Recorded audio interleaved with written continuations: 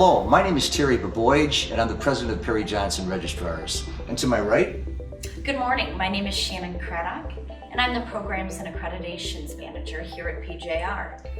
And today's short video is about ISO 9000 certification. We're going to discuss what is ISO 9000, what is certification, how can ISO 9000 help a company, what are the steps to becoming ISO 9000 certified, and what can an organization expect after the actual audit. Now, Shannon, what is ISO 9000 certification? Well, Terry, ISO 9001 is a set of requirements for a quality management system, and when implemented effectively, can help an organization consistently provide products and services that meet their customers' expectations, as well as meeting statutory and regulatory requirements. Simply put, it's understanding what your customer wants and giving it to them. Now, what is certification? So when we talk about certification or registration, I think it's important to point out that PJR is a certification body that provides accredited certification. So an accredited certification body can be analogized to an accredited university versus getting a degree from an unaccredited one. And in an audit, the certification body auditor comes in and conducts an independent assessment to make sure the organization is meeting the requirements of the ISO 9001 standard. Okay, and how can this help a company? Well, there's a lot of benefits, and I've already spoken about the first one. So when implemented correctly, an organization is required to understand what the processes of their quality management system are. And once they understand what the baseline is, they can set objectives with associated targets and measure how their processes are improving. And where a process isn't hitting its target, the organization is expected to take actions to raise things to where they need to be. Sure. Additionally, there's certainly a competitive advantage in terms of gaining accredited certification. In many industries, such as the aerospace or automotive industry, medical device, some responsible recyclers who want to deal with the federal government, being certified is the only option. Sure. You can't get your foot in the door. Similarly, for some of the sustainability standards, certification really communicates social consciousness. You're concerned about the environment and you're concerned about worker health and safety.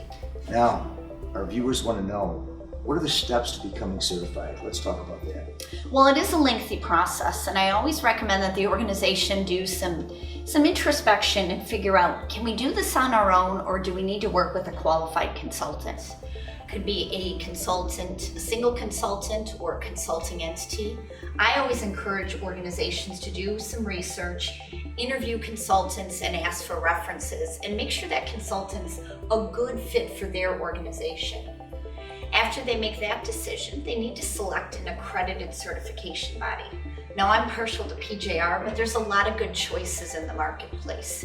You want to make sure, of course, the certification body is accredited and they're a good fit for your organization.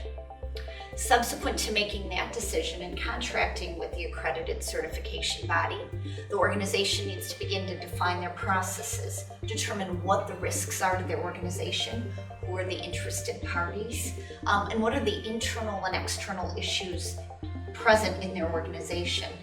They need to start monitoring and measuring those processes. There are some minimal requirements for documented processes or procedures. Certainly training everyone in the organization on those processes and procedures is important.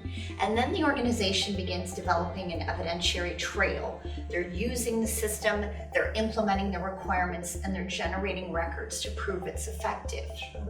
When they have a sufficient evidentiary trail, then they would conduct an internal audit.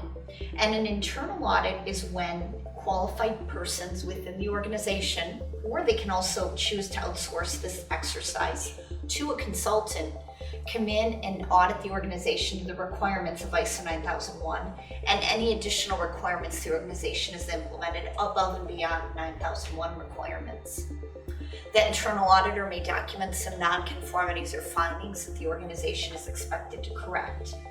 Subsequent to the internal audit, there's a management review, which is the exercise where the organization reviews the performance of the management system to date, including customer feedback and the results of the internal audit.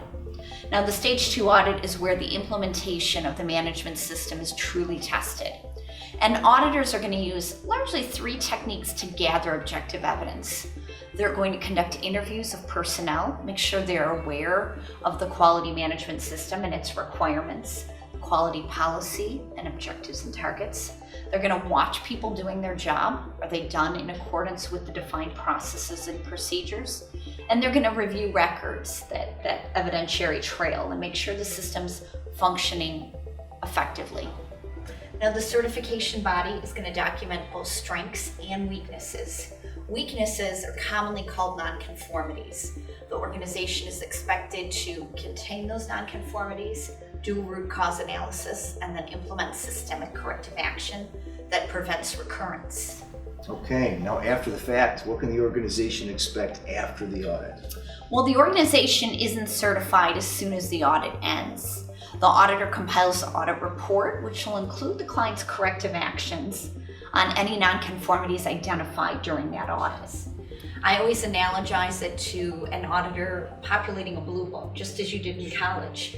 An independent person within the certification body reviews that audit report, the blue book, and then makes the certification decision.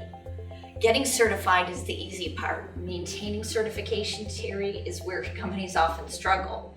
The bar is raised. We expect improvement on that baseline level of performance at the subsequent surveillance and recertification audits.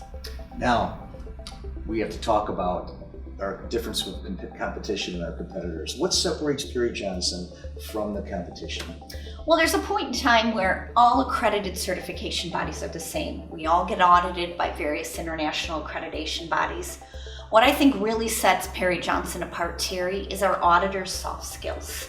We invest a lot in training them to be good human beings. So they must be technicians in the standard, but the type of people that really want to see an organization succeed.